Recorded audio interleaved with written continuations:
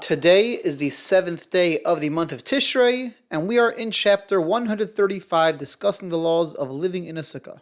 We will be doing paragraphs 3 through 6. We're going to see over the next bunch of paragraphs the different rules about what things have to be in a sukkah, what things are able to be eaten outside the sukkah. But the general rule is, if you don't want to be in a sukkah, don't eat something that has to be in a sukkah, and then just stay outside the sukkah. There's not necessarily a specific mitzvah to eat something in the sukkah. It's just, if you're eating things in this category, it's got to be in the sukkah. The first night and the second night of sukkahs are different. On both of those nights, there's a mitzvah to specifically go into the sukkah and eat at least a kazayis worth of bread. A kazayis is literally translated as an olive, the volume of an olive, which is approximately the volume of 1 fluid ounce. So there's a mitzvah on the first night of Sukkot to go into the sukkah and eat at least the volume of 1 fluid ounce of bread in the sukkah. We're going to see later on that normally, if it's painful to be in a sukkah for whatever reason, you don't have to be in a sukkah. You could eat outside the sukkah, but not the first night. The first night you have to have at least that olive's volume of bread in the sukkah. After that, you can eat outside the sukkah, but the olive's volume of bread you have to eat in the sukkah even if it's painful. Usually, if it's raining, we don't have to eat in the sukkah. Not the first night. The first night, even if it's raining, we'll go through the details of how to work it out in a minute. But even if it's raining, you have to make sure to eat that olive's volume worth of bread. Now, we're going to get a little bit technical about what to do if it's raining the first night. And just by way of introduction, there's 3 parts to Kiddush, the prayer that we say over wine the first night of Sukkot and also the second night of Sukkot. Prayer number 1 is what we do every Friday night, every holiday evening. We make Kiddush, a blessing, thanking God for the Shabbos, in this case for the holiday. On the first nights outside Israel, the first 2 nights of the holidays, we make another blessing called Shechianu, thanking God for bringing us to this time period of being able to celebrate the holiday once more. In this case, that blessing of Shechianu goes on the holiday of Sukkot and also on the mitzvah of Sukkah. So it's going on 2 things, that blessing of Shechianu, of thanking God for arriving at this day. There's a third blessing that we have, which is the blessing on the mitzvah, thanking God for the mitzvah of sitting in a sukkah. In Hebrew, this is called leishiv basukkah. So what happens if it rains the first night? What do you do? Everyone's waiting to go out to the sukkah to start the meal, but it's pouring outside. If it looks like it might stop, then we got to wait a few hours to see if it's going to stop before starting our sukkah's evening dinner. If it does stop and we're able to go out and have the dinner in the sukkah, then great, that's what we should do. But let's say it doesn't stop after a few hours, or you're ready to start the dinner Friday, Sukkot night, and you see it's pouring away, and it's clear it's not letting up any time over the next many hours. So you go out to the sukkah, you make Kiddush in the sukkah. In the rain, we make the blessing of Kiddush and the wine included in that. We make the blessing of thanking God for bringing us to this day, the Shechianu blessing, but we do not make the blessing of leishiv basukkah, of the mitzvah of eating in the sukkah. Then we go wash our hands for Natilas Yadayim, the pre-motzi hand washing. When we do that hand washing and the motzi, we should make sure that we have in mind we're going to be eating some of the bread in the sukkah, some of the bread or challah in the house. And we first have that olive's worth of challah in the sukkah, again, approximately the volume of 1 fluid ounce. And then we go inside and we finish off the rest of the meal inside the house. If the rain stopped before we finished the meal, then we have to go back into the sukkah. We should make then the blessing of leishiv basukkah, thank you God for this mitzvah of eating in a sukkah, and we should have some more challah, this time the volume of a kibetza of an egg, approximately 1.9 fluid ounces. Let's say you already finished your meal Sukkot night. You already said the after blessing, Bracha Hamazon, and then the rain stops. So what you should do is you wash your hands in Natilas Yadayim again, go out to the sukkah, make another hamotzi, the blessing of Leishiv Basukah, of thank God for this mitzvah of sitting in a sukkah, and then you have another a kibetza worth of egg volume, approximately 1.9 fluid ounce volume of challah or bread, and then again you do Bircha Hamazon, the after blessing from this second meal that you're now having. Once you go to sleep, you don't have to worry that maybe it stopped raining in the middle of the night, that you should wake up a few hours after sleeping, check that it stopped raining. Should I go down to the sukkah to have some challah or bread in the sukkah? Once you go to sleep, it's fine. You're good to go. The night is over.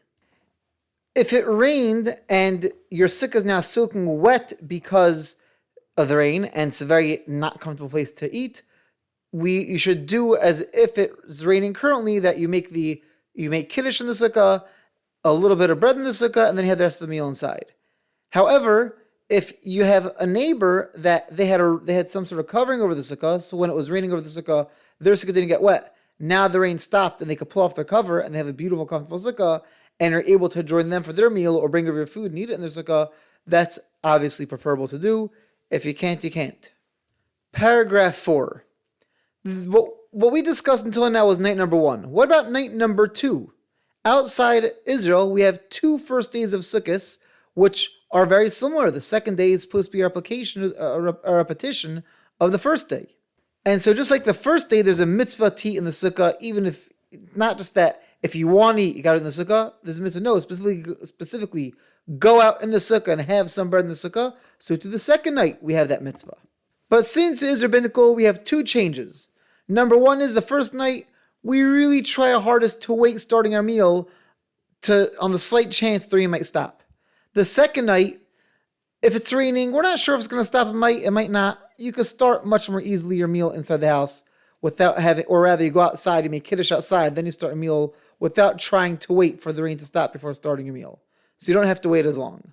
Number 2 is, on the first night, the minute it stops raining, you're supposed to be going outside and having some challah outside, making a bracha of leishiv basukah, this mitzvah of eating the sukkah outside in the sukkah. The second night, once you start your meal, you don't have to interrupt the meal to go do that. Have your regular meal inside. Before you bench, before Bircha Hamazon, the after blessing, check outside. Did it stop raining? Great, let's go. If so, great, let's go make a leishiv basukah, the blessing of thanking God that we had this mitzvah eating the sukkah. Have some challah outside, and then you can bench. You don't have to interrupt your meal to do that. That's the second difference on night number 2.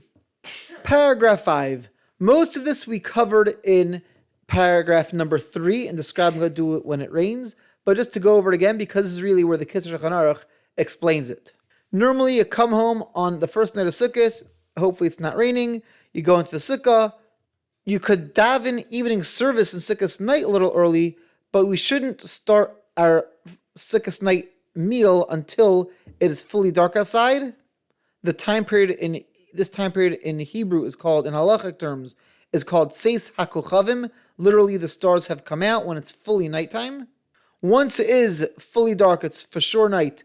You make kiddush over a cup of wine or grape juice. After that, we make a blessing of leishiv basukah. Thank you, God, for this mitzvah of sitting in the sukkah. After that, we make the shechiyanu. Thank you, God, for bringing us to this time period. Now, this shechiyanu includes both in the general holiday of Sukkot. Thank God for bringing us once again to this holiday. And also, thank God for bringing us once again to the mitzvah of Sukkah itself.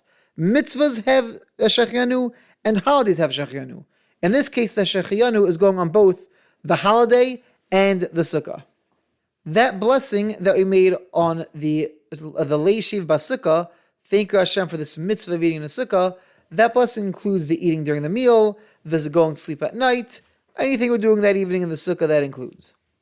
On the second night, when we say, again, these 3 blessings, but the order is a little bit different. First, again, we start with kiddush, just like the first night.